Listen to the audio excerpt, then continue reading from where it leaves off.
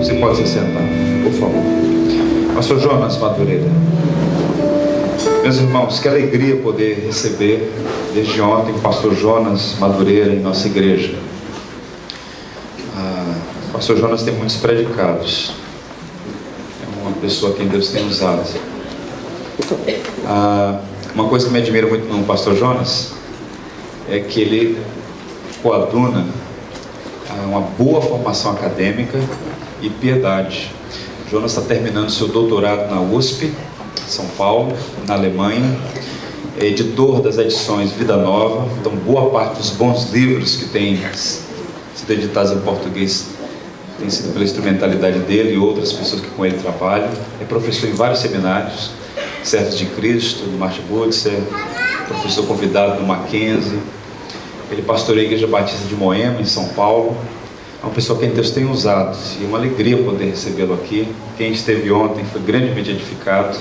Então, essa pessoa capaz, ao mesmo tempo simples, buscando a edificação da igreja. É casado com Juliana e pai de Henrique e Heloísa. O Henrique e a Heloísa, o Jonas mostrou eles ontem aqui numa foto, os filhos dele, duas crianças lindas, enfim. E é um grande privilégio para nós. Nós planejamos a conferência e pensamos bem, quem nós vamos convidar? Depois de orar e refletir, bem, a pessoa adequada é o Jonas. E o Jonas prontamente se dispôs a vir. Conversamos no início do ano lá em São Paulo, no Mackenzie. Ele está aqui conosco desde ontem, nos edificando. Então, Jonas, mais uma vez eu queria manifestar minha gratidão a você por sua disposição em nos servir, nos abençoar. Então abra o seu coração para aquilo que você vai ouvir e que sejamos todos edificados, seja Deus glorificado. Logo mais ele vai estar conosco, encerrando a série de reflexões, essa nossa primeira conferência. Que Deus abençoe grandemente os irmãos. É preciso dizer ainda, eu já tenho dito aqui na igreja, os baianos estão dominando o mundo. Ele é baiano, meus irmãos.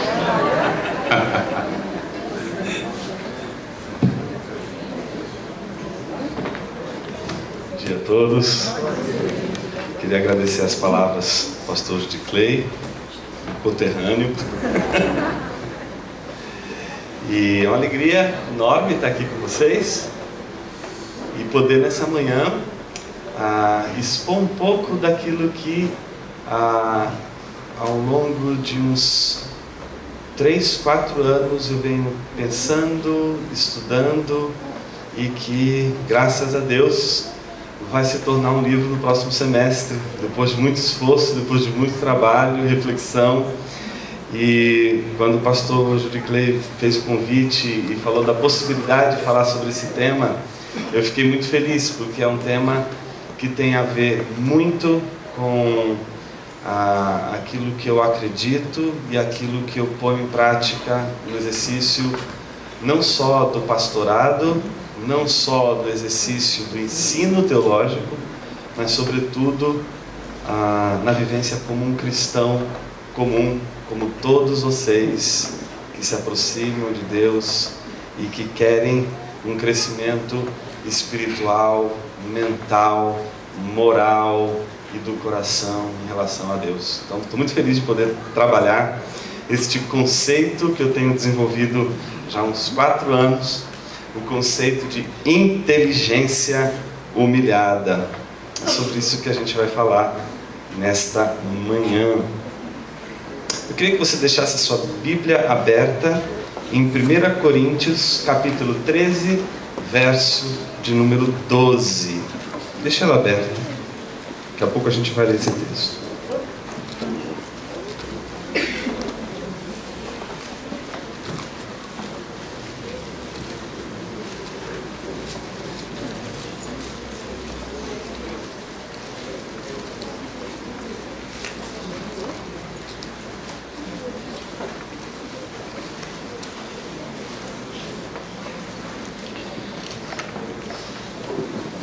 Primeira Coríntios, capítulo 13, verso 12.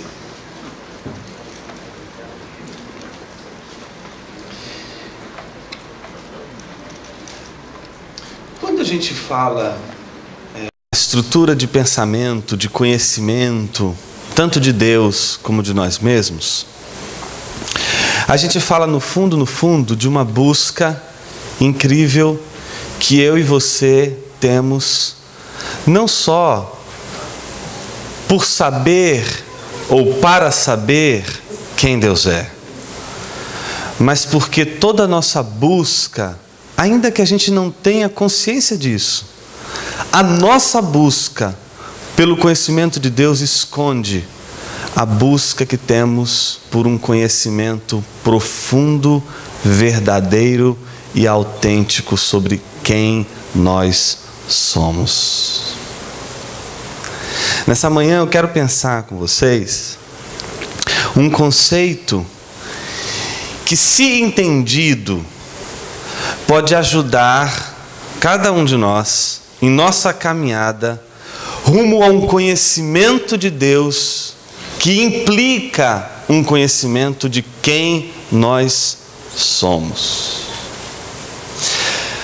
Não é uma mera investigação sobre mim mesmo que vai me levar a um conhecimento verdadeiro de quem eu sou, mas é o conhecimento primeiro de Deus que vai fazer com que você saiba de fato quem você é.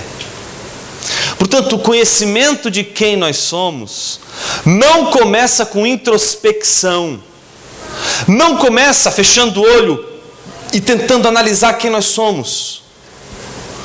O conhecimento de quem nós somos não pode ter como ponto de partida a introspecção, a interioridade. Por quê?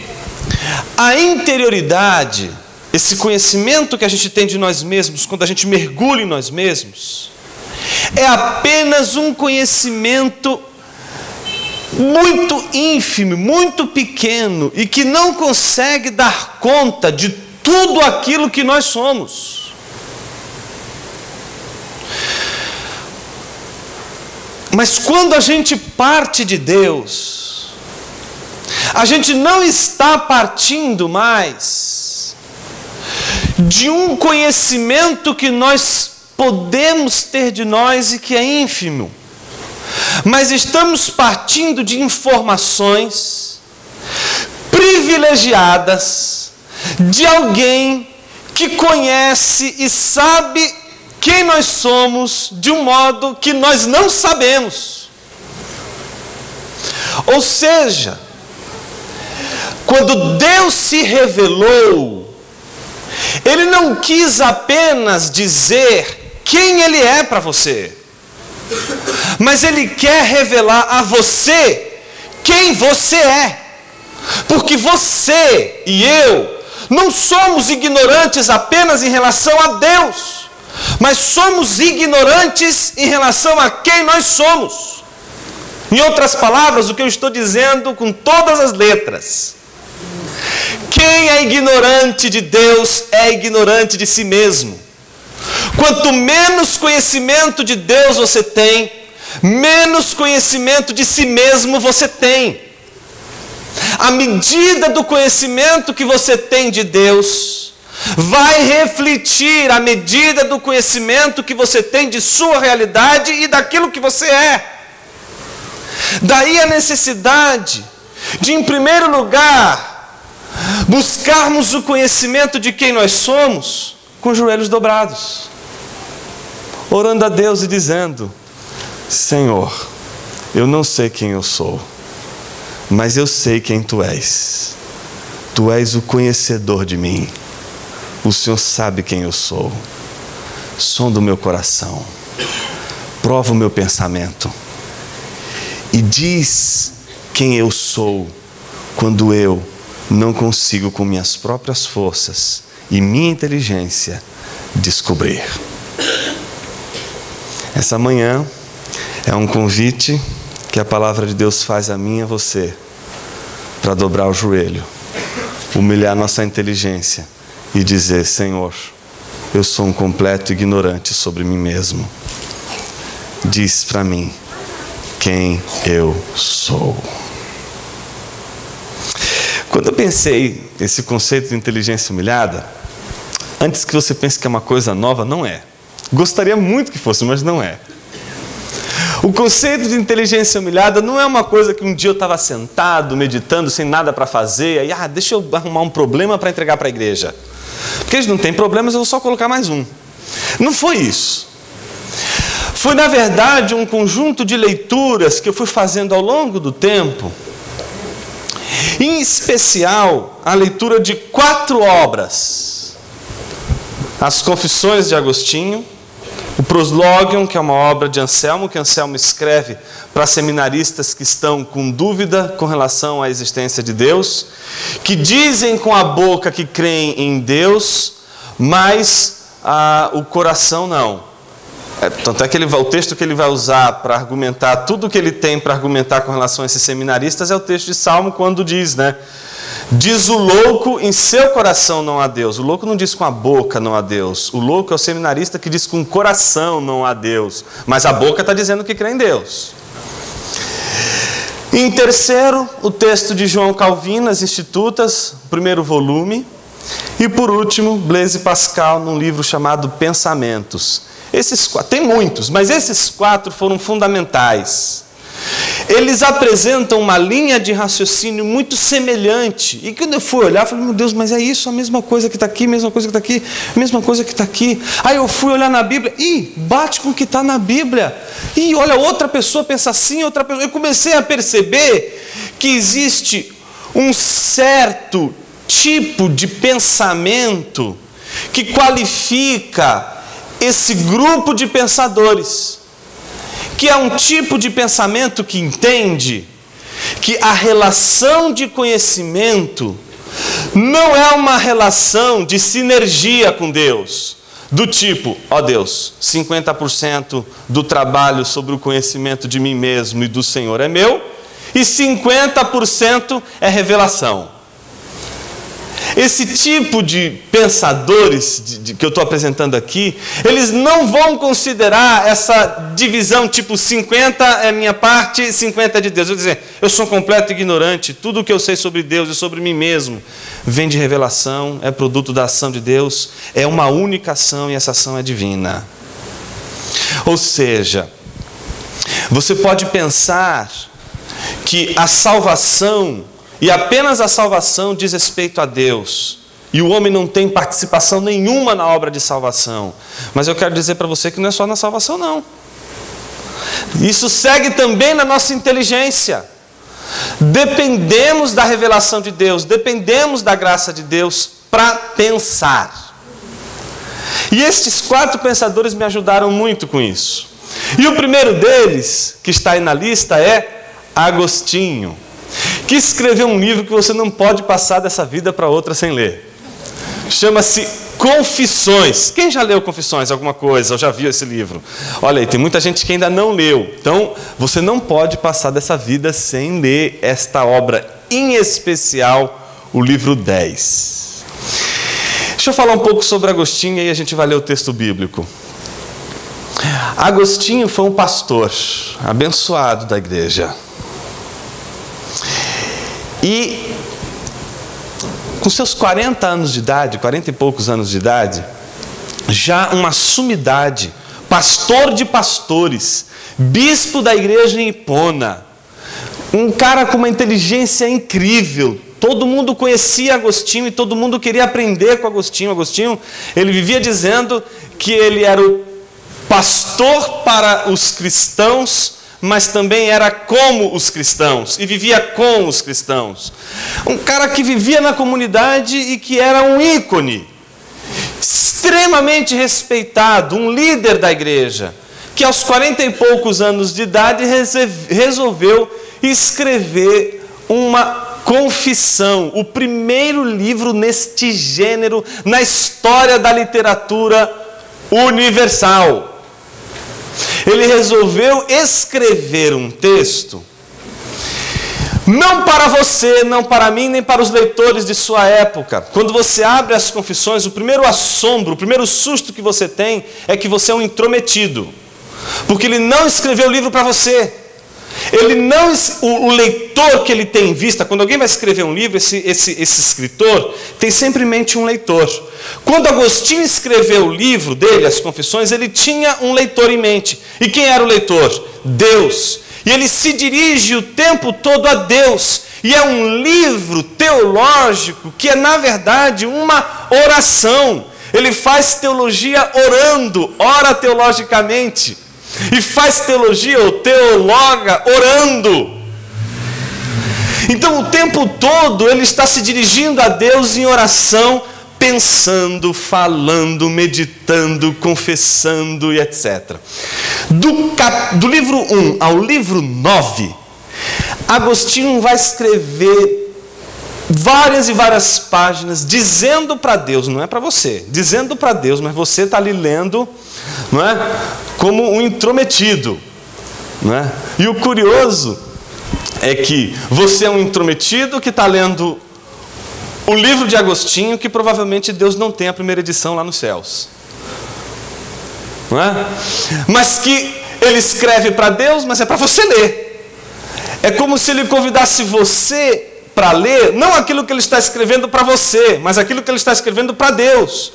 Alguém que está fazendo teologia diante de Deus. Alguém que está escrevendo e pensando diante de Deus. Alguém que não está dizendo palavras, senão palavras ditas diante de Deus. E do 1 ao 9, ele vai simplesmente falar tudo o que ele foi. Cara, alguém que goza de uma reputação incrível como Agostinho, gastar não sei quantas páginas para ficar falando do que ele fez, é simplesmente dizer, o que ele está querendo fazer com isso? Ele tem uma reputação maravilhosa, por que ele vai começar a contar os podres da vida dele? Por que ele vai expressar para todo mundo e contar o que ele foi? E é tão interessante que ele já começa desde pequeno. E ele começa mostrando, em primeiro lugar, a consciência dele sobre a queda, não é? Quando ele ia junto com amigos até a fazenda do vizinho para roubar as peras do vizinho. E aí ele roubava mais do que ele precisava para comer.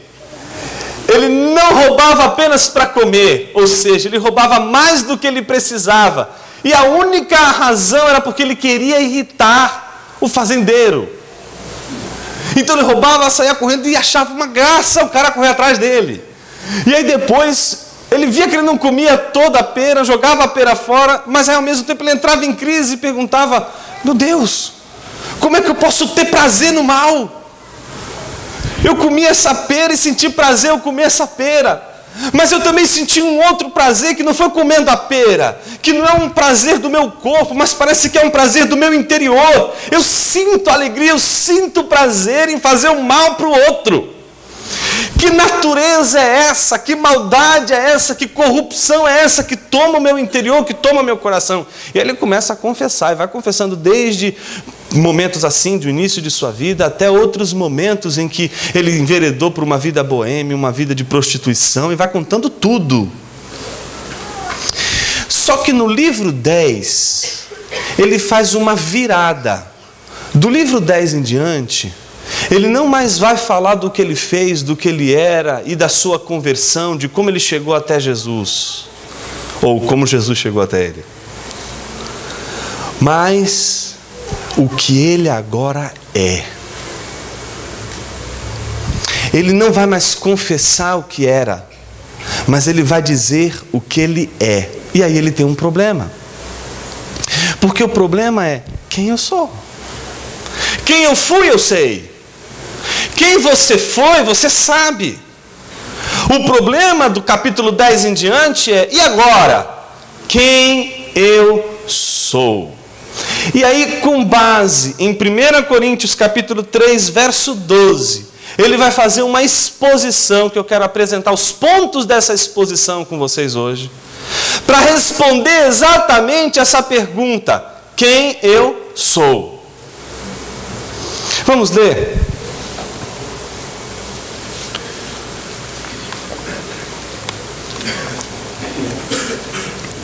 1 Coríntios 13, 12. Diz assim, porque agora vemos como por um espelho. Ou seja, o que Paulo está dizendo? Agora nós vemos como por um espelho. Em contraste com o que vem depois. o agora, que é ver como por espelho, é ver de que modo? Obscuro. Mas aí, depois, veremos face a face. Olha só, de novo a mesma ideia, só que agora com outras palavras. Agora, conheço em parte, mas, olha aí, depois, conhecerei plenamente. Estão percebendo o que Paulo está fazendo? Paulo está dizendo, e Agostinho vai fazer todo o aporte exatamente nessa linha de raciocínio. Em primeiro lugar, Paulo está fazendo uma comparação entre o agora e o depois. Entre a nossa situação hoje e a nossa situação no porvir. Quem eu sou agora, quem eu serei amanhã. Agora, como é que a gente conhece? Como é que a gente sabe as coisas? Como é que a gente tem o entendimento da realidade à nossa volta? Como é que a gente sabe sobre Deus? Como por espelho.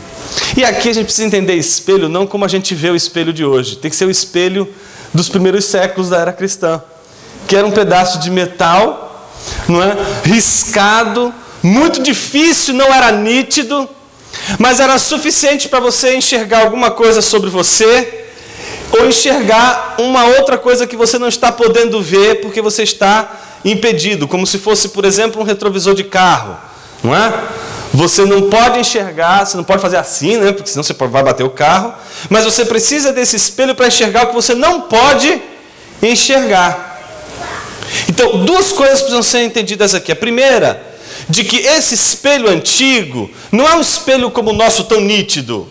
É o espelho que é obscuro. É o espelho que, eu reconheço isso aqui, mas está ainda muito nebuloso, não está claro, não está preciso, não está de uma maneira direta. Está entendendo isso? Segundo, eu estou enxergando outra coisa, outra realidade, mas nunca diretamente. Está entendendo? Por exemplo, eu estou olhando agora para o Judy Clay, pastor Judy Clay, diretamente, está vendo? Eu estou vendo ele diretamente. Se eu pegar um espelho, eu posso vê-lo indiretamente. Vocês concordam?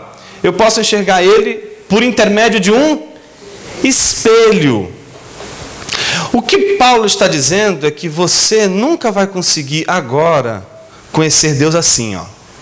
Você vai conhecer Deus assim, ó, olhando sempre para um espelho. E esse espelho lhe dá tudo o que você precisa? Não. Esse espelho só te dá uma parte daquilo que você precisa ver, mas não lhe dá a visão do todo. Por isso que Paulo vai dizer logo em seguida: agora conheço em parte, mas haverá um dia em que o conhecerei plenamente, face a face. Está claro isso? Então o conhecimento que você tem agora é exaustivo? Você sabe tudo agora? Não. Então a gente só sabe por espelho, por mediação e em parte. A promessa de que teremos um conhecimento pleno, um conhecimento direto, face a face, é agora ou lá no futuro? No futuro. Então se contente com a parte, se contente com o espelho, se contente com a obscuridade, porque é o que tem para hoje. Está entendendo isso? Agora, o desfecho da reflexão de Agostinho sobre esse texto está na última frase. Quando ele diz: depois conhecerei plenamente. Olha como ele diz: como sou, como fui ou como serei? Sou, passado, presente e futuro. Presente, como sou agora, plenamente conhecido. O que isso significa? Que Deus agora conhece você plenamente. Como você acabou de descobrir que você enxerga tudo à sua volta? Através de um espelho. Você já parou para pensar que você nunca viu você face a face? E que você nunca vai ver você face a face? Que sempre você se vê por espelho? Primeiro que para você é uma coisa bizarra, né? Para você se ver face a face, você teria que sair de você e se olhar. Você não consegue fazer isso. Então, tudo que você vê é através de um espelho. Então, há esperança, viu? Fique tranquilo, você pode estar enganado com relação àquilo que você vê no espelho. Ou seja, o que eu estou tentando te dizer é que a tua maneira de ver física, estou falando fisicamente, a tua maneira de ver e saber a tua feição não é face a face. Você não consegue enxergar nem sequer a você mesmo face a face. Você, para se olhar, precisa de um espelho. Para enxergar Deus, para conhecer Deus, para saber algo sobre Deus, você consegue vê-lo diretamente?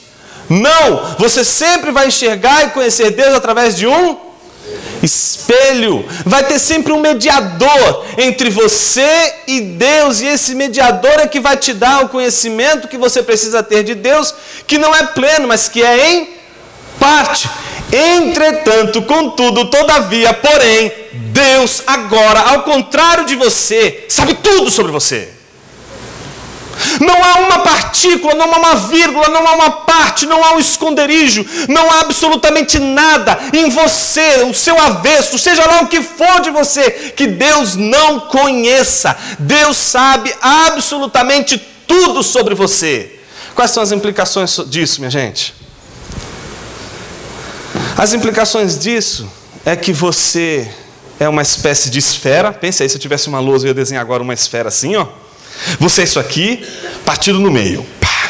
Está vendo isso? Está imaginando isso? Deus conhece você todinho. Está vendo? Só que você é partido no meio agora, ó. Está vendo? Você só conhece você em parte. Você só conhece essa parte. Deus conhece o todo. Nessa parte aqui, divide você em dois. Essa parte que você tem acesso, uma parte é aquilo que você tem consciência, aquilo que você lembra, aquilo que você tem fácil acesso, que está ali, que você está falando, você tem consciência. Uma outra parte é inconsciente, é aquilo que você não está lembrando, mas que uma conversa com alguém, uma conversa com um psicólogo, seja lá o que for, vai fazer você lembrar. E aí você, puxa vida, eu, com introspecção, pensando, eu consegui ver esse pedacinho daqui que estava da minha vida que eu não tinha acesso. Está entendendo isso? Mas olha, tem uma região que nem você, nem psicólogo, ninguém vai entrar, ninguém vai saber, ninguém vai conhecer. Essa outra parte cabe somente a Deus, só Ele sabe, só Ele tem acesso, só Ele conhece.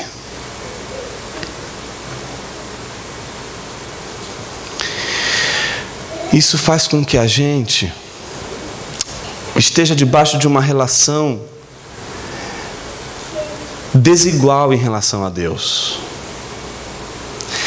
de desvantagem. Ele sabe mais sobre você do que você mesmo poderia saber sobre você.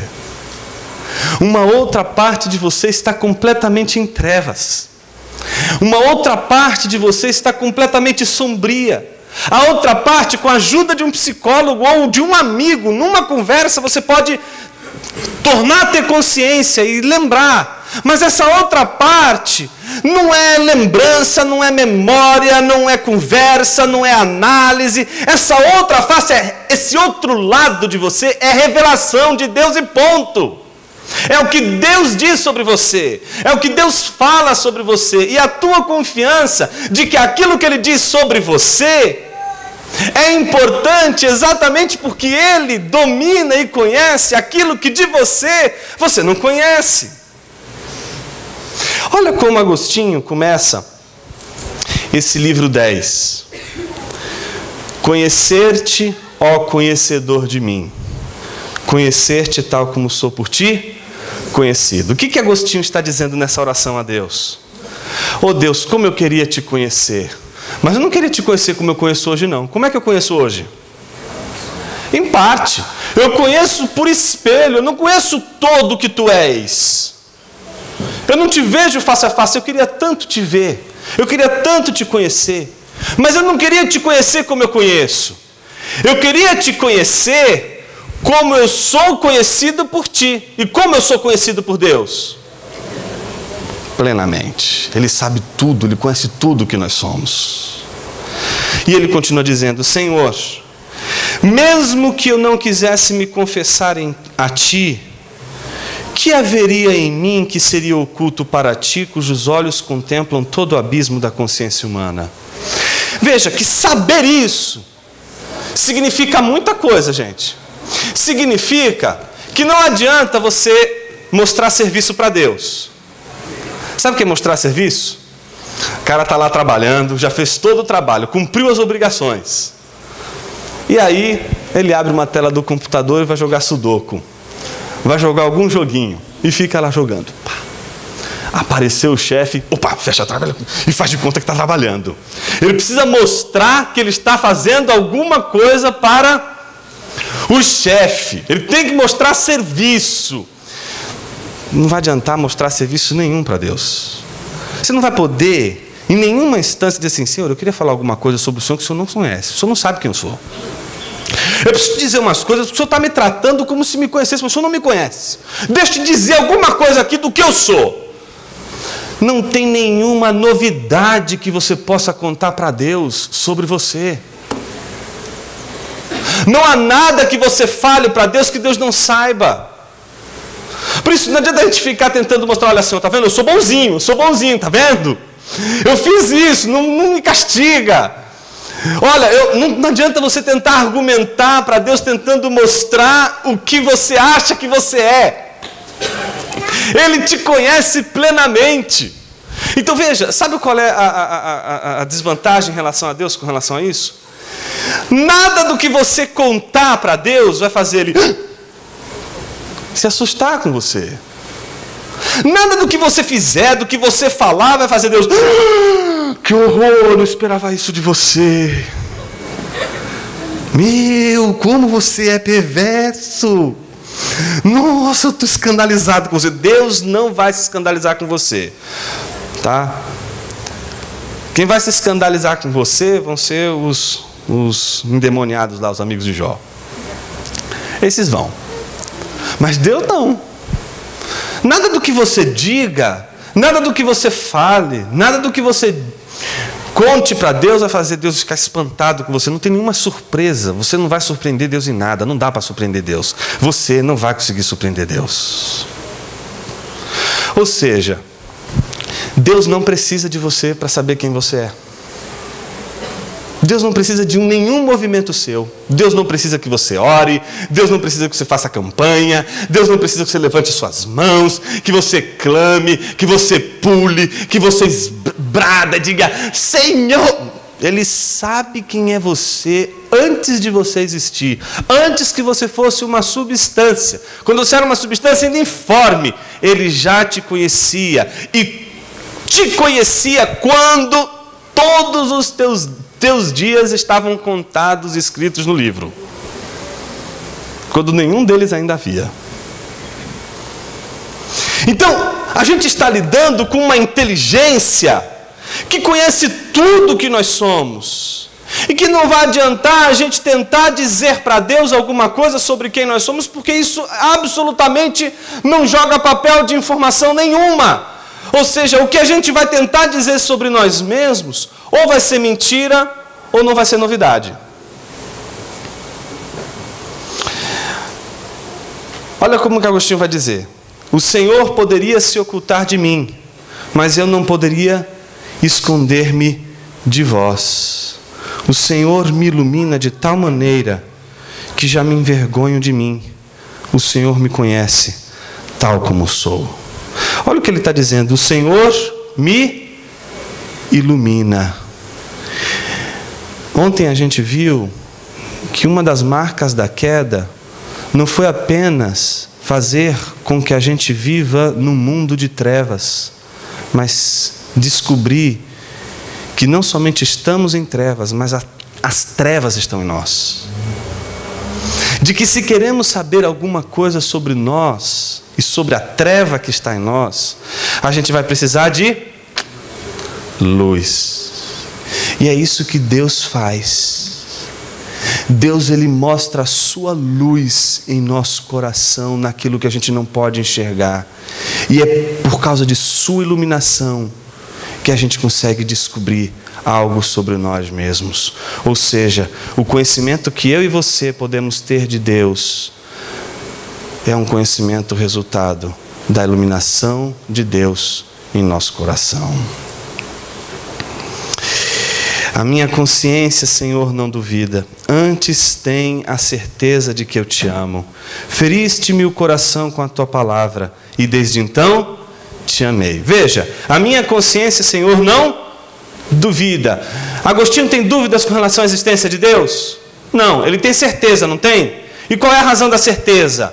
A palavra de Deus feriu o coração dele. Quando ele foi ferido pela palavra, ele começou a amar. Note que o amor de Agostinho a Deus não surge porque um belo dia Agostinho disse: agora eu quero amar a Deus.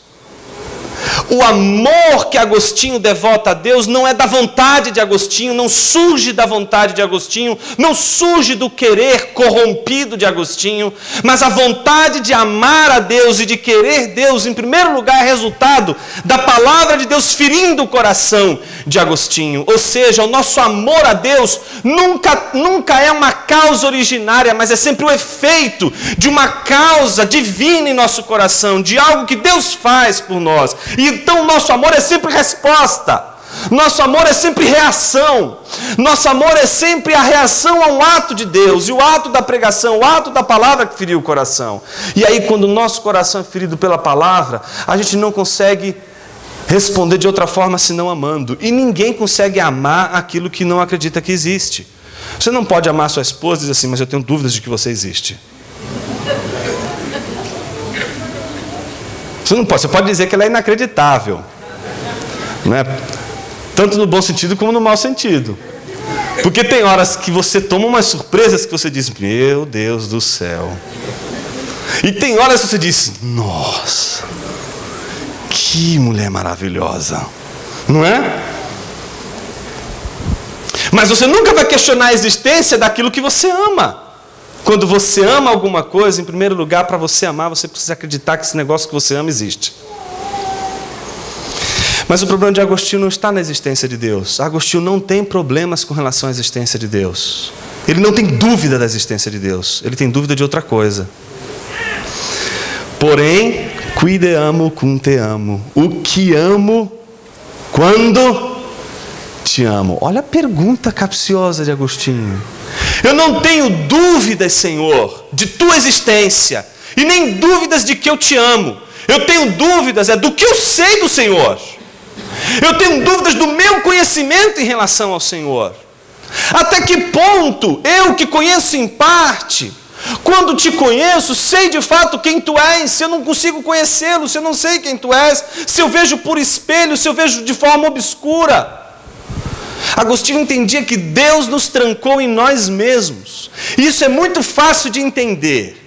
Antes de pensarmos sobre Deus, vamos pensar sobre como nós conhecemos as pessoas. Você já parou para pensar que você não conhece ninguém face a face diretamente? E aí, obviamente, eu não estou falando do corpo, do físico de alguém. Eu estou falando do coração de alguém. Você já parou para pensar que você não conhece o coração do seu cônjuge, que você vive todos os dias? Você não conhece o coração dele, você não conhece o coração dela. Deus nos trancou em nós mesmos, Agostinho diz, de uma tal maneira que a gente não pode saber o que o outro está pensando, se esse outro não falar. A maior parte das brigas entre casais é porque, eu achei que você tinha percebido. E ainda a briga e toda a discussão mas você tinha obrigação de saber, porque nós somos uma só carne. Não dá para saber o que o outro está pensando. Deus nos trancou em nós mesmos. Isso, por um lado, é ruim, por outro lado, é maravilhoso.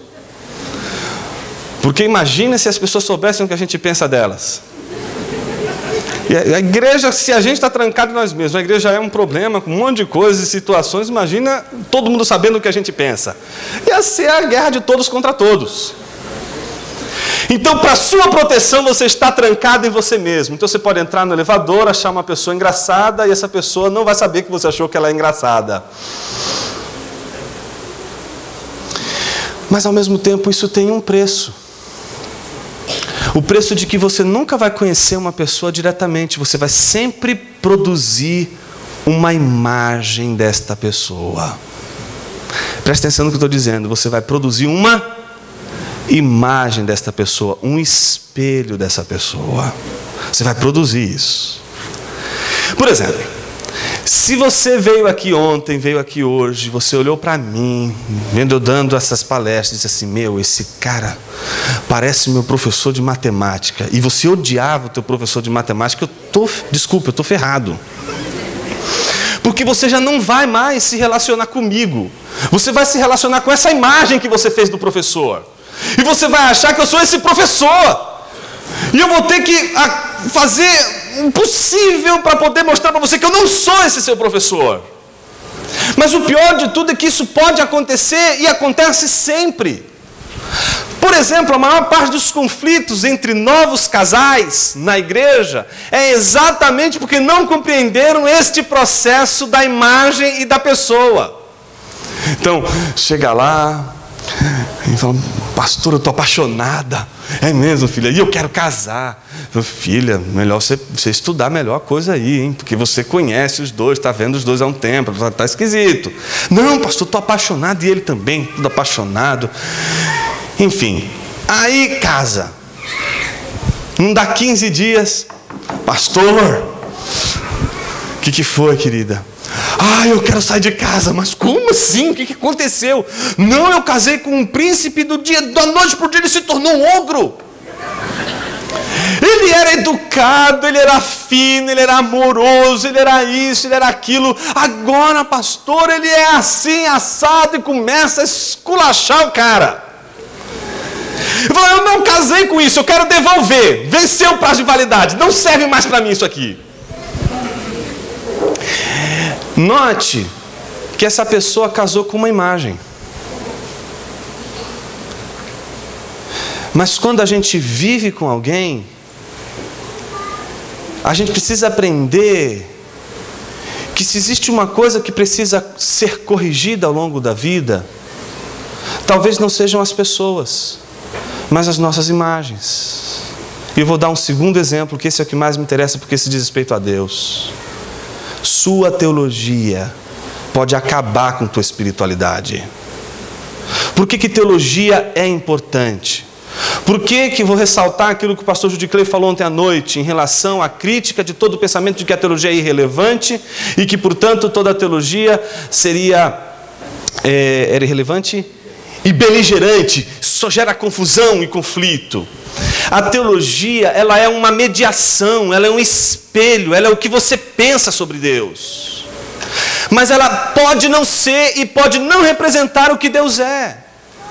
Se você passou a sua vida acreditando que Deus, e a imagem que você tem de Deus é essa, a imagem que você teve, por exemplo, do seu pai não foi uma pessoa legal, já acabou a tua relação com Deus.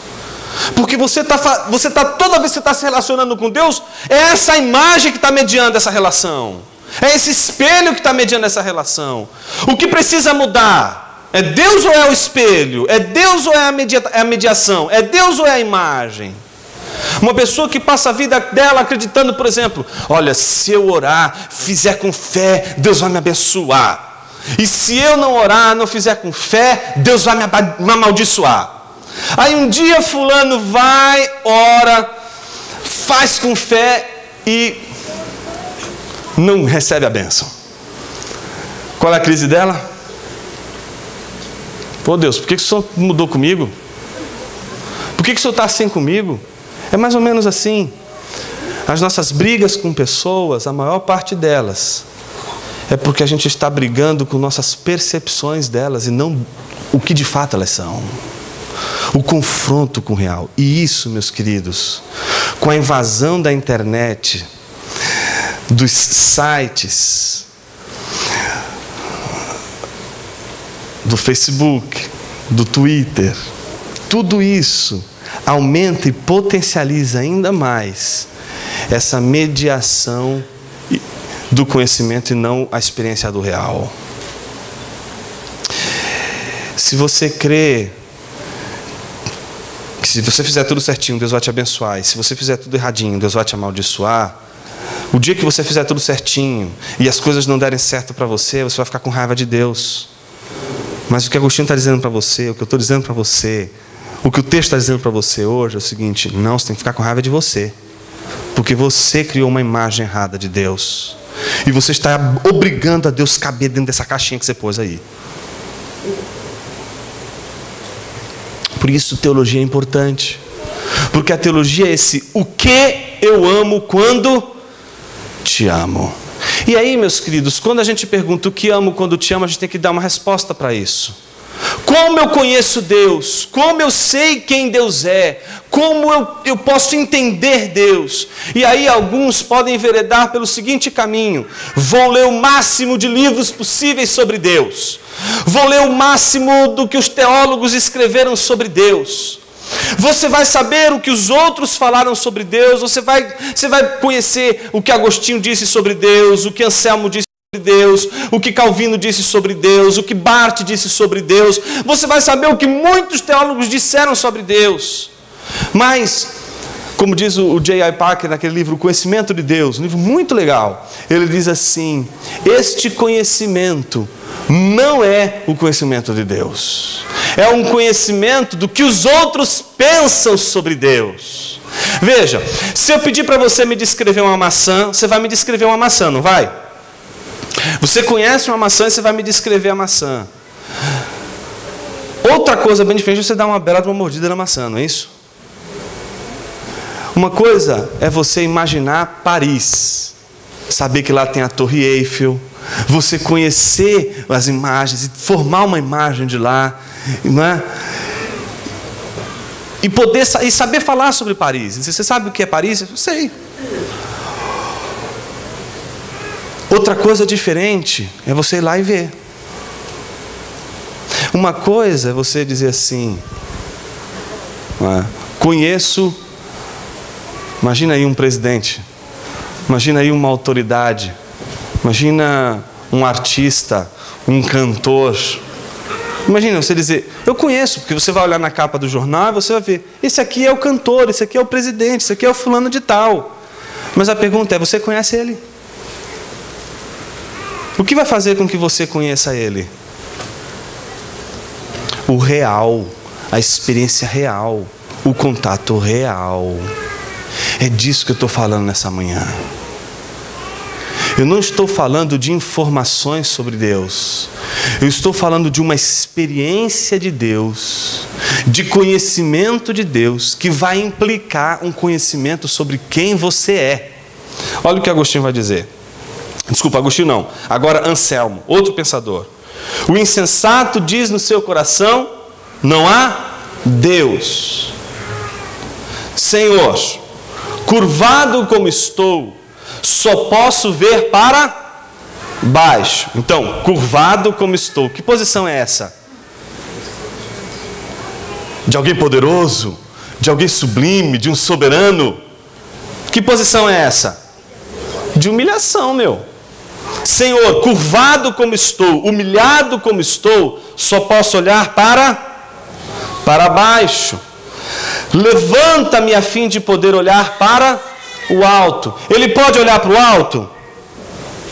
Não. O que ele precisa? De uma experiência com Deus. Ele precisa de uma vivência com Deus. E essa vivência, qual é a vivência? A vivência não de ele olhar para o alto, mas a vivência de Deus que o levanta, a fim de ele poder olhar para o alto. As minhas iniquidades acumularam-se sobre a minha cabeça. Aí os efeitos noéticos da queda. As minhas iniquidades, o que fizeram? Se acumularam sobre a minha cabeça, deixaram a minha mente obscura para conhecer a realidade.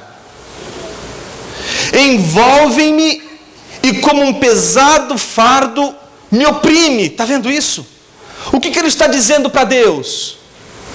Liberta-me. Ou seja, eu preciso de uma experiência, de uma vivência com Deus de libertação. Libertação do quê? Do que eu preciso ser liberto para conhecer Deus? O que está faltando para eu saber quem eu sou? Pô, parece que eu estou tão aprisionado, eu estou trancado em mim mesmo, de uma tal forma que eu não posso saber nem quem Deus é, nem quem eu sou. Então como é que eu posso me libertar disso? Como é que eu posso saber quem Deus é e ter um conhecimento seguro de quem Deus é e ter um conhecimento seguro de quem eu sou?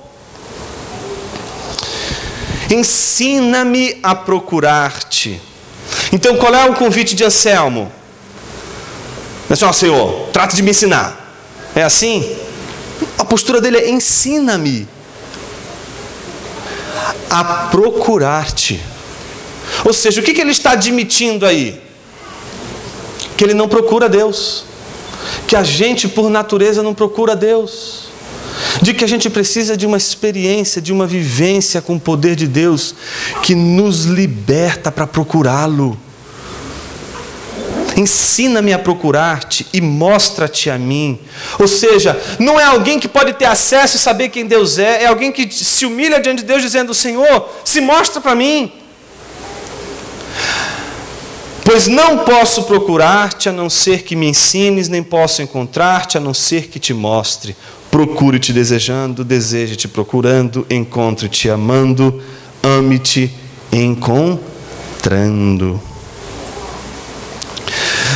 E ele conclui dizendo: não procuro, Senhor, penetrar a tua profundidade, porque de maneira nenhuma lhe comparo a minha inteligência, mas desejo entender de certa forma a tua verdade, que o meu coração crê e ama. Anselmo era um agostiniano, seguia os mesmos princípios de Agostinho e escreve o proslogon diante de Deus, escreve para Deus, fazendo uma oração a Deus, o mesmo estilo, mesma pragmática. E o que ele está dizendo para Deus? Que a inteligência dele não é comparável à de Deus, assim como Agostinho, que dizia que Deus conhecia plenamente e ele não conhece plenamente. E ao mesmo tempo, ele vai dizendo: eu quero entender isso, que o meu coração já crê e ama, ou seja, não há dúvidas com relação à existência de Deus. Ele não é um louco que está dizendo em seu coração não há Deus. Deus existe, ele tem certeza disso, e ele ama o Senhor, mas ele quer saber quem Deus é. Eu não estou colocando em xeque nessa manhã o teu amor a Deus, eu não estou colocando em xeque a tua piedade em relação a Deus. O que eu estou colocando em xeque são as construções teológicas, os pensamentos teológicos que muitas vezes a gente constrói ou a gente herda sem pensar e sem submeter a revelação de Deus, e que às vezes atrapalha a nossa comunhão e a nossa espiritualidade. Boa parte daquilo que a gente pensa sobre Deus não é bíblico e não diz respeito sobre o que Deus é. E quais são as implicações disso? Expectativas que nunca serão correspondidas. Se você crê em Deus através de uma imagem errada de Deus, você vai esperar de Deus aquilo que Deus nunca vai te dar. Corrigir as nossas imagens de acordo com a revelação de Deus implica uma modificação de nossas expectativas com relação a Deus. Uma vez que você tem uma experiência com a palavra de Deus e com a soberania de Deus mostrada na palavra de Deus, você nunca mais vai tratar Deus como um caixa eletrônico, onde a oração é um cartão que você enfia, digita lá a senha que é o amém em nome de Jesus, e depois dali vai sair o milagre e a bênção que você está querendo. Se você agia com Deus assim, tratava Deus como um objeto, como uma máquina, que potencializava a tua idolatria, agora, uma vez que você conhece a palavra de Deus e a revelação de quem Deus é através da palavra de Deus, esses deuses, esses ídolos, essas imagens caem. O problema é que quando você não ama mais a Deus, mas ama a imagem que você construiu de Deus, você está idolatrando uma imagem, que é uma teologia, que é um pensamento errado sobre Deus. E Deus não vai corresponder às expectativas de um ídolo. Deus sempre vai corresponder às expectativas de Deus. Nem procuro entender para crer, mas creio para entender, pois até isto eu creio, que se não acreditar, não entenderei. Então qual é o primeiro passo para a gente conhecer? Amar a Deus, crer em Deus, vivenciar o poder de Deus. Então não inverta isso. Não inverta essa experiência do tipo: eu vou primeiro conhecer para depois amar.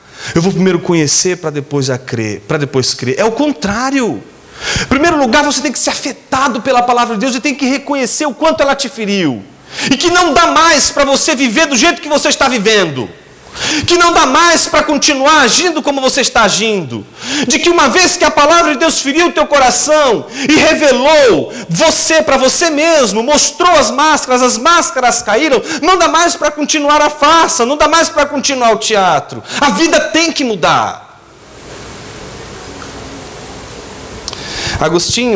Calvino, agora São Calvino. Nas Institutas ele diz uma coisa também curiosa. Quanto ao segundo, ou seja, o conhecimento que temos de Deus, revela nossa ignorância, miséria e maldade. Induz-nos à humildade, à não confiança própria e ao desespero de nós mesmos. Inflama, incendeia em nós o desejo de buscar a Deus, certos de que nele repousa todo o nosso bem, do qual nos vemos vazios e desnudos. Essa passagem está no tópico das Institutas, que abre da seguinte maneira. As Institutas de Calvino abrem assim, dizendo assim: do porquê o nosso conhecimento, o conhecimento que temos de nós mesmos, está ligado de forma necessária ao conhecimento que temos de Deus. De tal modo que não podemos ter um conhecimento verdadeiro de Deus e não termos ao mesmo tempo um conhecimento verdadeiro de nós mesmos. Isso implica que, em primeiro lugar, para saber quem eu sou de forma verdadeira, o meu movimento não é mergulhar em mim mesmo, porque eu só vou acessar uma parte de quem eu sou. Mas o meu movimento deve ser voltar para Deus e dizer: Senhor, diz para mim quem eu sou, revela-me a mim quem eu sou. E na busca do conhecimento de Deus vai se encontrar, e a gente vai encontrar o conhecimento de quem nós somos. Você já viu a oração de Davi em Salmo 139? Como que começa? Sonda-me, ó Deus. Ou seja, sonda-me, olha com profundidade. Olha com atenção tudo que eu sou. Olha o meu coração. Gente, para tudo e pensa nisso. A primeira vez que eu parei tudo e pensei nisso, minha oração foi assim: Senhor, não olha não, tem coisa mais interessante para o Senhor ver. Isso aqui é horroroso. Mas a pergunta é: por que cargas d'água? Davi pede para que Deus olhe para o coração dele. O que Deus vai ter de vantagem em olhar para o coração do homem? Qual é a vantagem para Davi, o olhar de Deus para o seu coração? Eu vejo que essa vantagem é mais ou menos essa.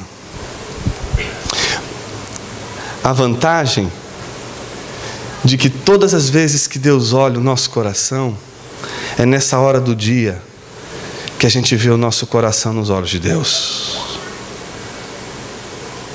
É nessa hora do dia que a gente consegue encontrar o espelho real, que pode revelar aquilo que nós não conhecemos de nós mesmos.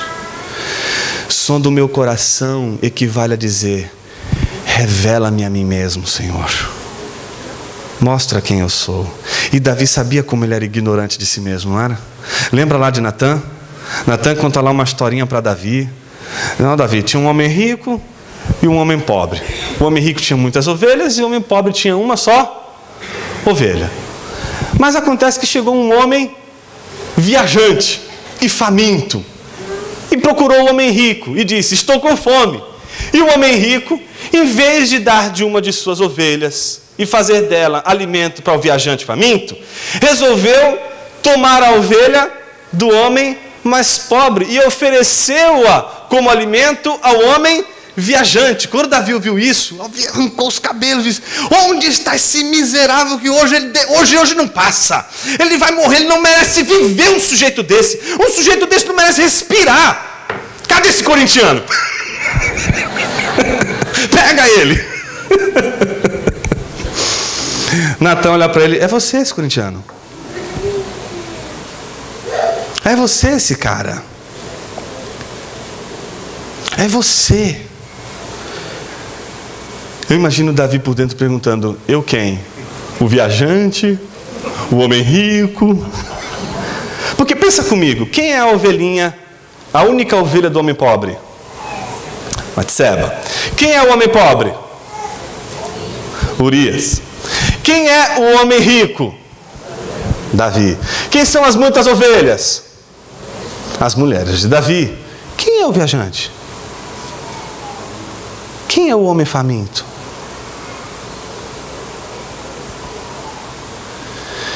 Quem é que se alimenta da ovelha? Quem é que usa e usufrui da ovelha? Davi. Davi é o homem viajante e Davi é o homem rico.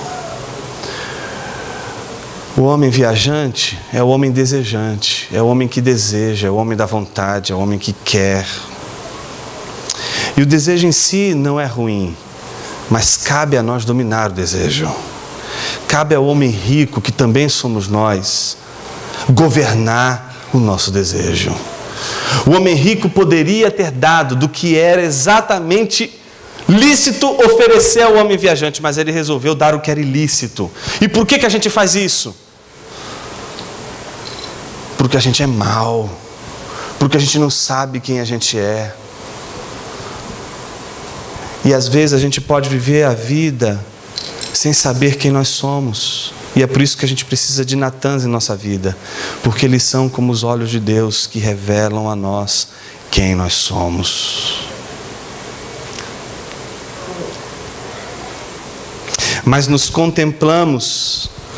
nos contemplamos e tomamos o conhecimento das nossas péssimas condições e de imediato elevamos os olhos a Deus para que dele venha um pouco de conhecimento a seu respeito. Cada um de nós não somente é instigado pelo conhecimento de si próprio a buscar a Deus, mas é como que levado pela mão ao seu encontro. Veja, cada um de nós não somente é instigado pelo conhecimento de si próprio a buscar a Deus, ou seja, porque eu quero saber uma coisa sobre mim, eu vou também querer saber sobre Deus, porque esse é o caminho para saber quem eu sou. Mas isso é como que ser levado pela mão ao seu encontro, como que ser conduzido por Deus e não conduzir Deus. É Deus que vai te conduzir ao conhecimento de quem você é e à revelação de Deus de quem Ele é. Então a posição não daquele que vai fazer, mas daquele que vai receber. É a posição daquele que não vai banquetear, mas vai receber o banquete. O homem jamais pode ter claro conhecimento de si mesmo, se primeiramente não contemplar a face do Senhor, e então descer para examinar a si mesmo, porque a arrogância está arraigada em todos nós. Qual é então o problema da nossa incapacidade de nos humilhar, gente? Arrogância. E sabe o que é arrogância?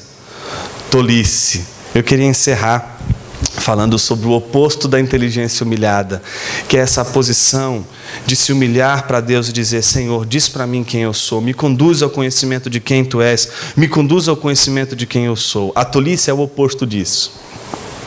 Mark Twain diz uma coisa interessante sobre o tolo. Diz assim: jamais discuta com um tolo, pode ser que as pessoas não consigam perceber a diferença. Então, qualquer discussão com arrogante, qualquer discussão com um tolo, é perda de tempo e é uma tolice. Só perde tempo com arrogantes outros arrogantes. Só perde tempo com tolo outros tolos. Com tolo não adianta argumentar. Com tolo não adianta falar, não adianta dizer, não adianta pregar, não adianta falar. Por que que não adianta? Porque o tolo é prisioneiro de si mesmo. O tolo é por natureza prisioneiro de si mesmo, tão prisioneiro que sua voz é a única coisa que ele consegue escutar quando o outro fala. Olha o que a passagem de Provérbios 18:2 diz: o tolo não tem prazer no entendimento, mas sim expor os seus pensamentos. Ou seja, você conhece logo um tolo quando você começa a conversar com ele e o maior interesse dele não é em te ouvir, o interesse dele é falar.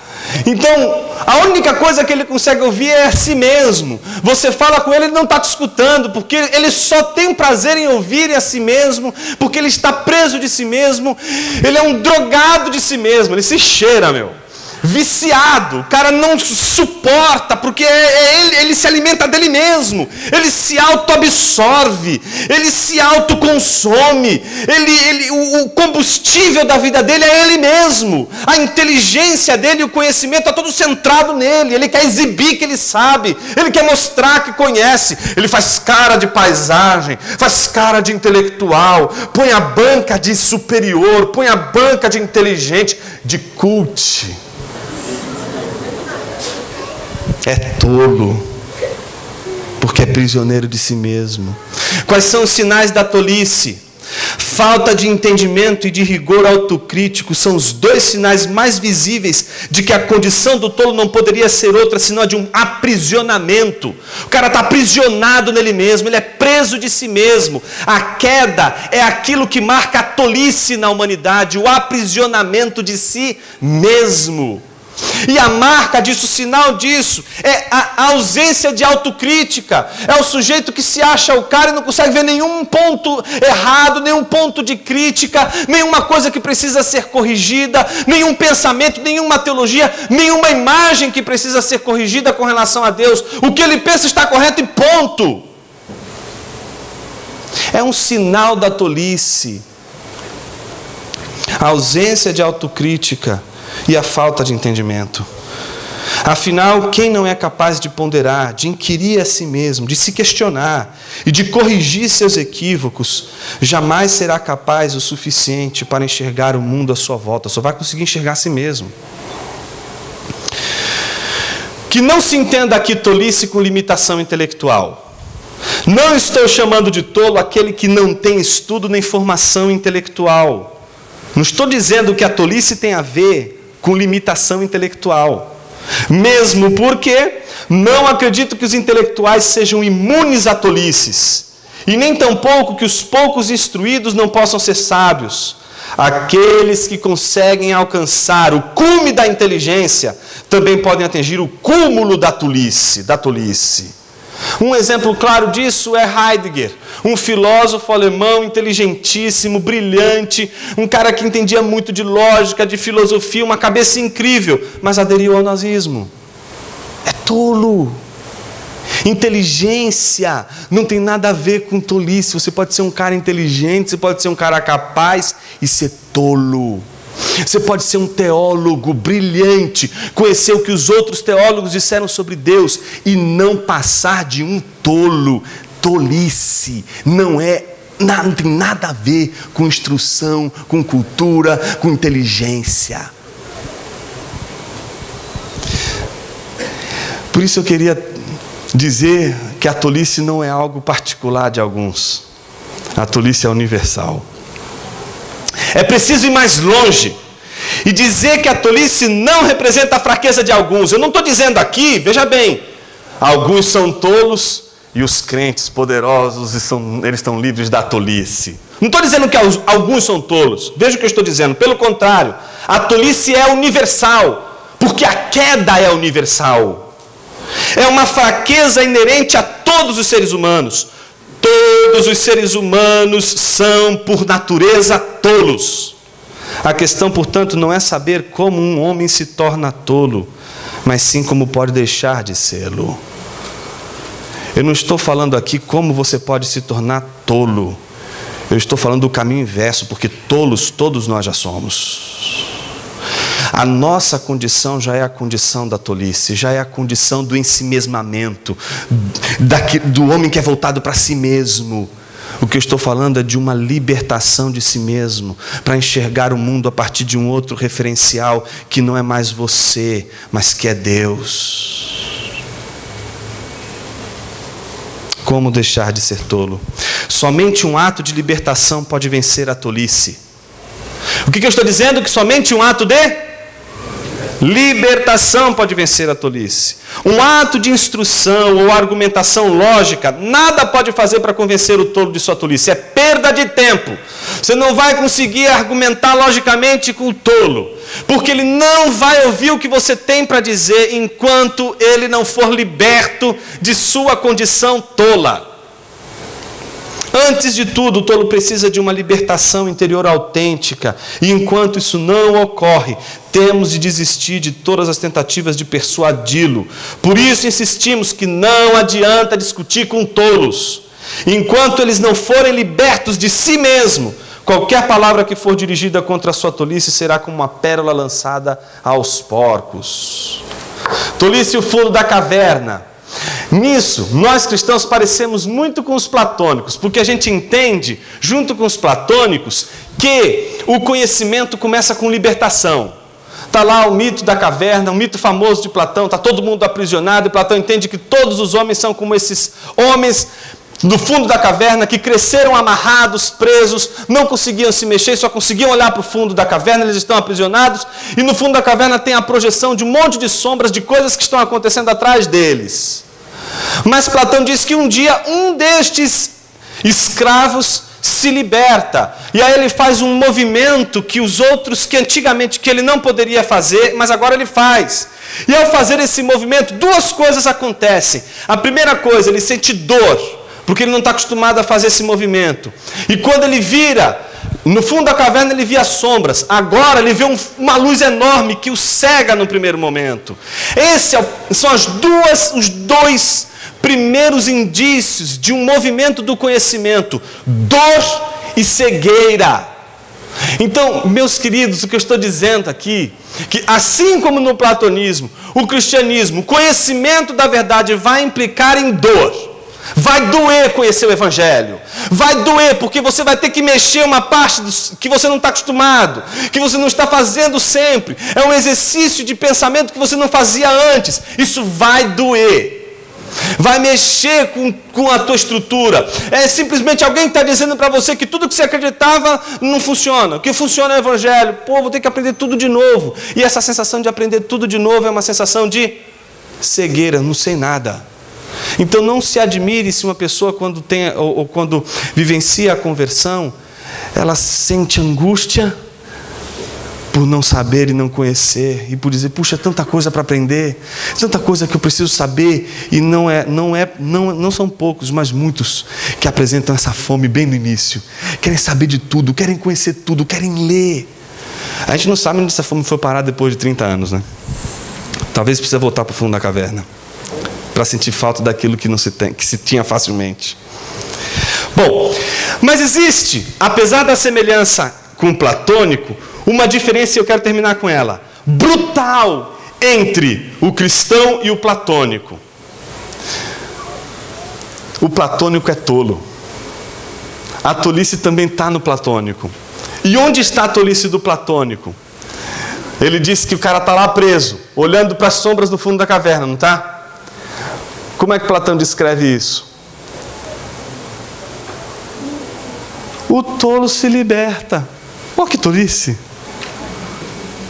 Como que o cara se liberta? O cara está preso, acorrentado, desde pequeno. Não consegue se mexer para nada. E ele simplesmente se libertou. Olha que tolice. E como ele se libertou?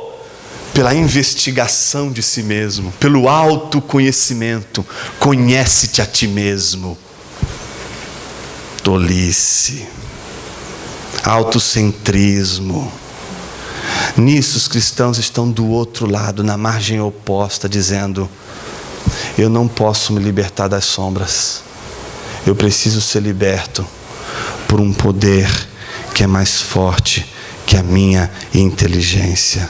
Eu preciso de um poder que irrompa a minha escravidão, a escravidão da minha mente, e torne agora a minha mente não mais cativa a mim mesmo, mas cativa a Deus. Então, nesse sentido, a gente acredita que o conhecimento precisa de duas libertações, de uma dupla libertação, pois uma coisa é a libertação para conhecer, Outra bem diferente é o conhecimento que liberta. Uma coisa é alguém disse assim para você, olha, conhece isso e aí você vai ser liberto. Outra coisa é alguém disse, olha, você precisa ser liberto para conhecer isto que vai te libertar. Está entendendo o que eu estou dizendo? Ou seja, não adianta você querer conhecer aquilo que vai te libertar, porque você está preso. A primeira coisa que você precisa experimentar é a libertação. Libertação da tua mente para poder entender isso. E isso não é obra humana. Isso é obra do Espírito Santo, é obra da graça de Deus. A inteligência humilhada é humilhada porque ela reconhece a dependência da graça de Deus.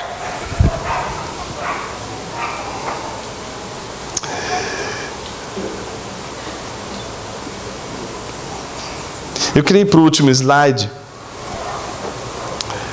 É o penúltimo de Calvino, onde ele diz: a palavra de Deus é semelhante ao sol, ilumina todos a quem é pregada, mas não produz fruto entre os cegos. E nessa parte, todos nós somos, por natureza, cegos. Por isso não pode penetrar em nossa mente, a não ser pelo acesso que lhe dá o Espírito, esse mestre interior com sua iluminação. Então veja, estávamos cegos.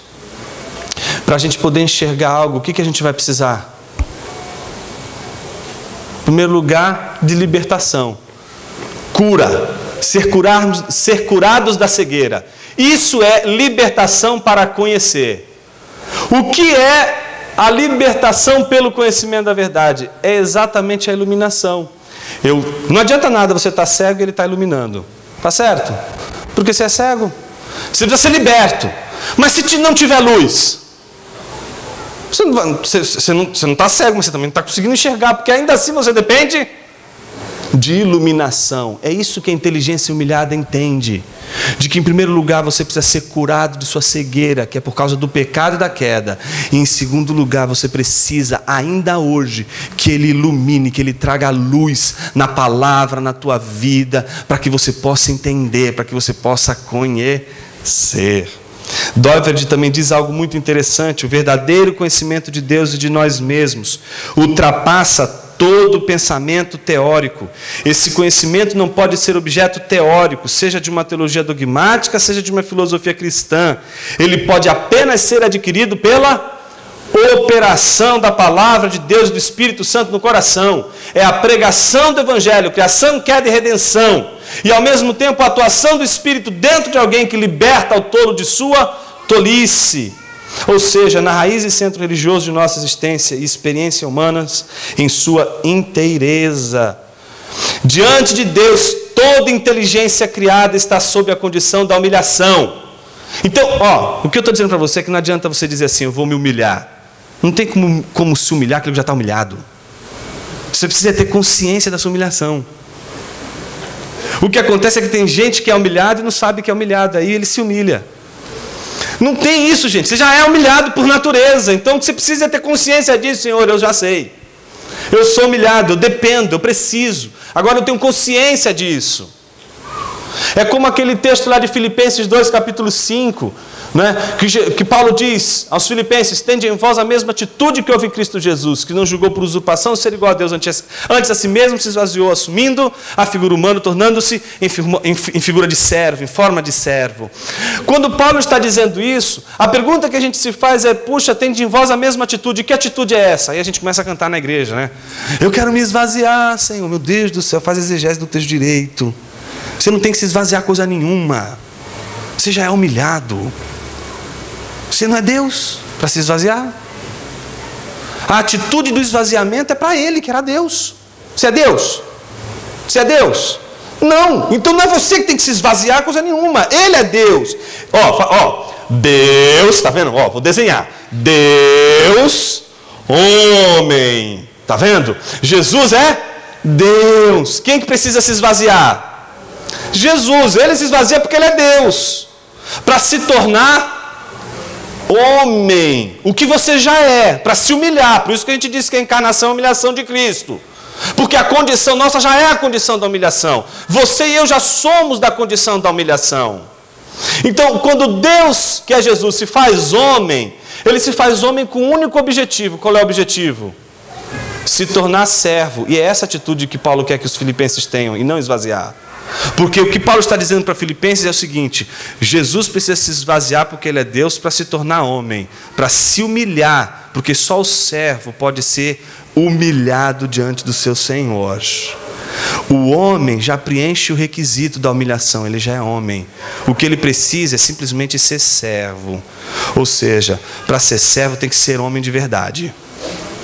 E tem que assumir a sua condição de humilhação. Essa é a nossa condição. Uma condição que já nos é dada, que já é a nossa condição. E que a gente precisa simplesmente ter consciência dela. Pascal diz algo muito interessante sobre isso. Ele diz: conhecei, pois, soberbo, que paradoxo sois para vós mesmos.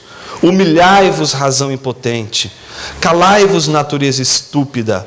Ouvide vosso mestre, vossa condição verdadeira que ignorais. Escutai a voz de Deus. Isso é o mesmo que dizer que nenhum louvor cabe ao tolo pelo conhecimento da verdade. Ou seja, se ele conhece a verdade, ele sequer pode gabar e dizer assim: cheguei ao conhecimento da verdade pelos meus próprios braços. Ele simplesmente vai ter que terminar dizendo: Senhor, obrigado, porque tudo que eu sei sobre o Senhor e sobre mim mesmo veio do Senhor. Tudo que eu sei que eu preciso saber do Senhor vem de Ti. E não deveria deixar de ser, pois quem advoga a autonomia da razão acredita que o único poder que liberta o tolo está na própria natureza racional do ser humano. E nesse caso, como dizia Salomão, o tolo que faz uma tolice pela segunda vez é como um cão que volta ao seu vômito. Que você possa sair daqui não humilhado, porque humilhado você já é, desculpa. Eu e você já somos humilhados. Mas que a gente possa sair daqui hoje consciente disso. E isso provoca uma mudança em nossa vida. Sabe o que ela provoca em nós? A identidade. A gente não... Você sabe que a gente pode terminar fazendo uma oração exatamente nesse tom. Que somente uma inteligência consciente da sua humilhação pode começar uma oração dizendo: Senhor, né? E quando você começa uma oração dizendo Senhor, você já está dizendo quem você é. Ninguém pode dizer Senhor sem saber o que Ele é quando diz Senhor. Ninguém pode dizer Senhor, faça isso. Ninguém pode ver Jesus lavando os pés, olhar e quando chegar no seu pé, dizendo: Senhor, você não vai fazer isso não.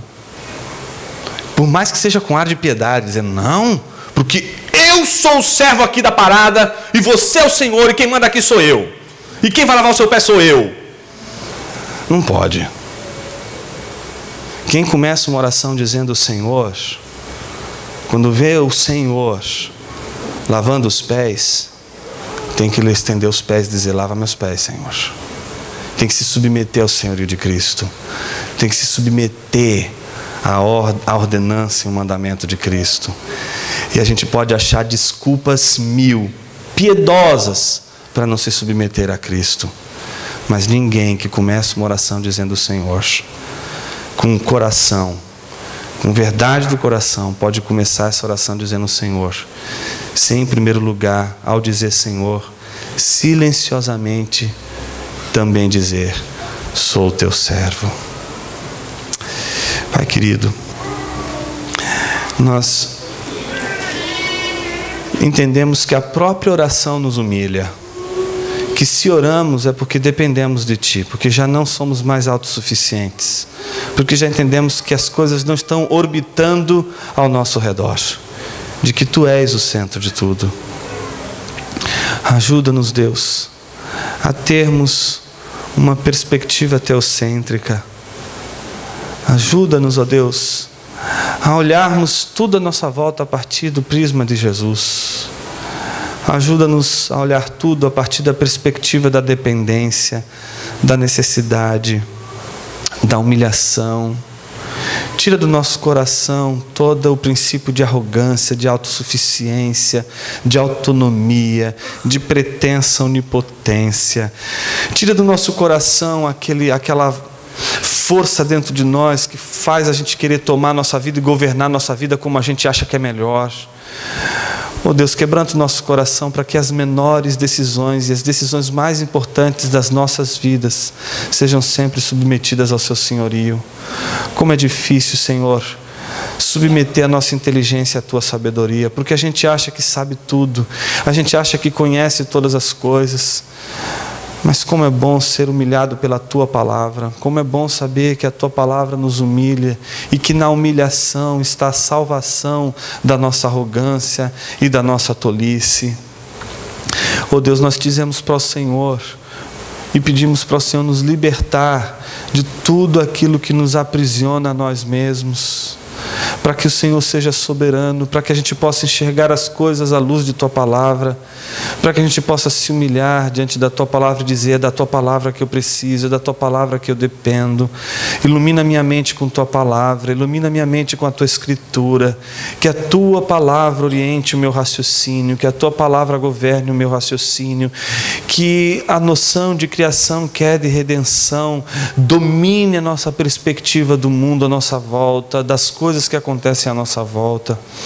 Que o Senhor governe o nosso coração, Pai, e que a gente possa ter consciência de que esse governo já existe desde quando nós passamos a existir, porque antes que o Senhor nos formasse, antes que fôssemos formados, o Senhor já nos conhecia.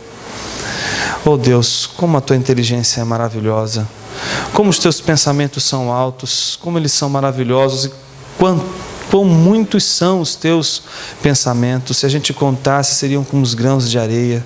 Contaríamos sem jamais chegar ao fim. Sonda o nosso coração, Senhor, prova os nossos pensamentos, vê se há algum caminho em nós e guia-nos pelo caminho bom. A gente reconhece que se o Senhor não nos guiar, nós não chegaremos lá. Somos como ovelhas desgarradas, pedindo para que o Senhor nos governe, nos guie, pois não nos apartamos dos Seus mandamentos, não nos apartamos de Suas leis. Desvenda os nossos corações para contemplarmos as maravilhas de Tua lei, Senhor. Faz com que o nosso coração entenda esse movimento de dependência, esse movimento de se curvar, de se prostrar diante do Senhor.